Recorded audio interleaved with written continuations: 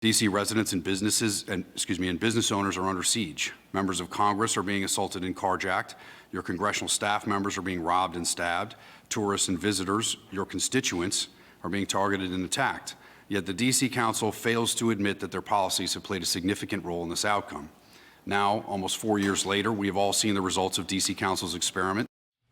So that is the leader of D.C.'s police union telling Congress this week that neighborhood crime is not only putting lawmakers and their staffers and the people that live in the area at risk, but it's also adding to the workload of Capitol Hill police. D.C. Police Union Chairman Greggory Pemberton is live with us now in studio. He spoke at this week's hearing. He's joining me now to talk a little bit more about this. First, I want to just ask you about the hearing because I was watching that live. And I noticed that there were very, very, very few Democrats at this hearing.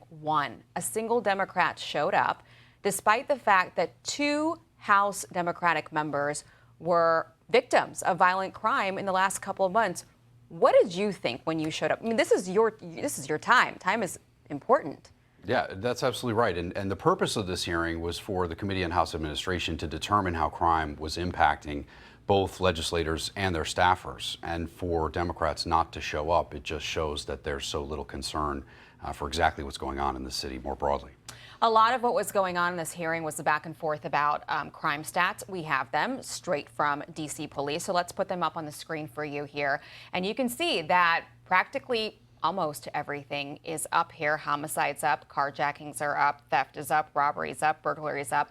Sex abuse is up. This is all in D.C. Ward 6, which for those of you watching at home is the Capitol Hill area. I mean, this is supposed to be the safest area in the nation's capital. This is where you have Capitol Hill, the complex, the buildings.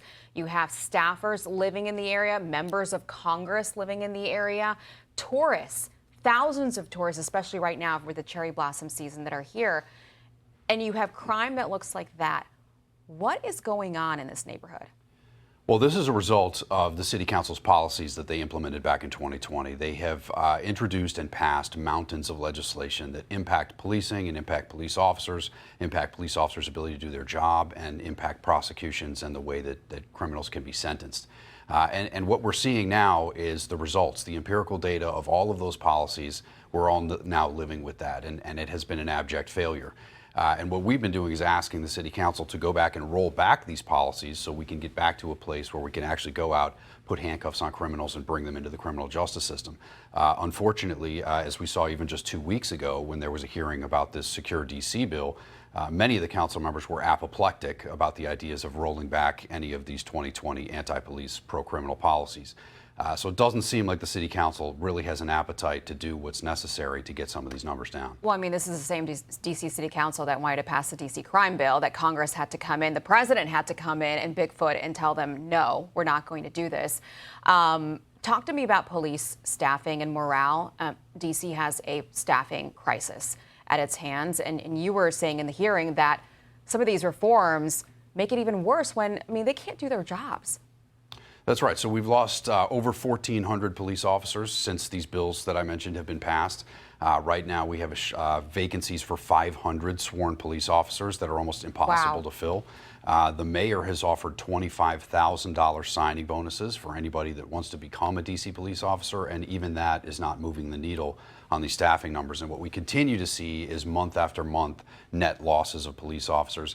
And what's really alarming is that almost half of the people who are leaving are resigning. These aren't just retirements of people who've reached retirement age. These are folks with 5, 10, even 15 years on that are saying, I just don't want to work in this environment anymore. They're turning in their gun and badge and walking away. Which is why you're relying so much on Capitol Police as well, which this is, I mean, this is really not in their purview. I mean, they're supposed to be attending to the Capitol property, but now they're even helping out in you know, the roads that lead to some of these residential areas so that staffers that walk home don't get mugged. I want to ask you one more question about the D.C. Mayor Muriel Bowser this week did an interview with Axios and said this, we'll put up on the screen here, don't be so down on D.C. when she was asked about crime and businesses leaving. I don't know very many people left that are up on D.C. Well, with these numbers that we talked about, it really is becoming nightmarish to deal with living in D.C. and working in D.C. And so the fact of the matter is that it's going to take some sweeping, serious changes from both the city council and the mayor and everyone involved to try to fix this, to try to get back to where we were prior to these 2020 pieces of legislation that have been so detrimental for crime. So I'm hoping that people take these issues more seriously. It doesn't seem like we've reached the tipping point, particularly for the city council.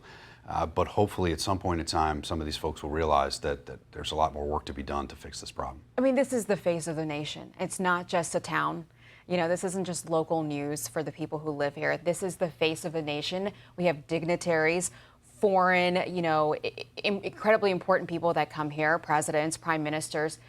This is how we represent ourselves in America. And if the crime is so bad here that people are running away and leaving town, I mean, that says a lot about the state of affairs. Gregory, thanks for joining us, and thanks for being at that hearing this week. Aisha, thank you so much. Appreciate it. Hi, everyone. I'm Brian Kilmeade. I want you to do me a favor. I want you to click to subscribe to the Fox News YouTube page. This is the only way that I know for sure that you're not going to miss any great commentary, any great news bites, any great interviews coming your way on Fox. You can get it all here on YouTube. So subscribe right now.